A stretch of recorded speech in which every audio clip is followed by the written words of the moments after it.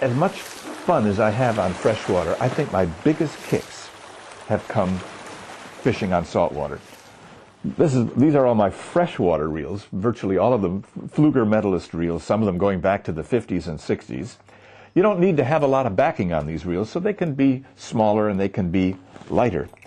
When you get to saltwater, you need one of these babies or something like it. I use the Systems 2 saltwater reels, which have been just fine for me. They have room for 200 to 300 yards of backing on them.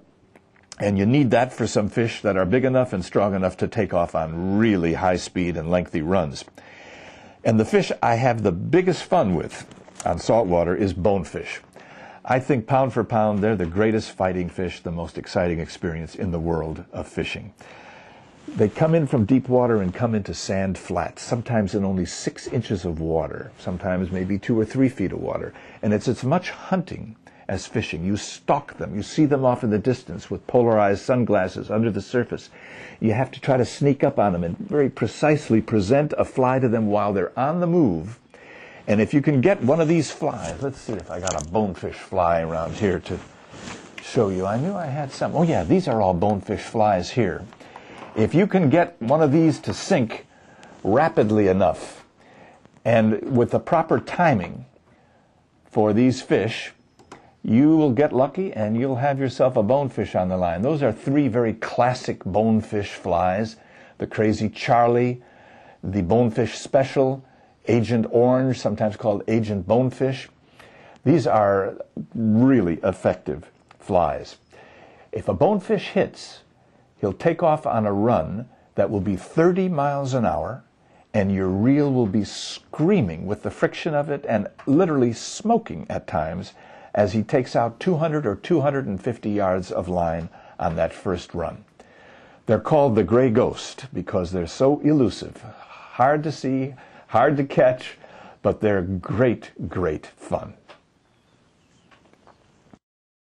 But there are some other very interesting fish that you run into if you're a flats fisherman. And one species is the permit.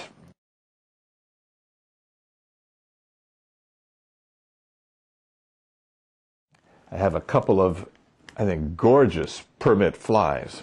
They look very appetizing to me, but I've never had a chance to even get this fly near a permit.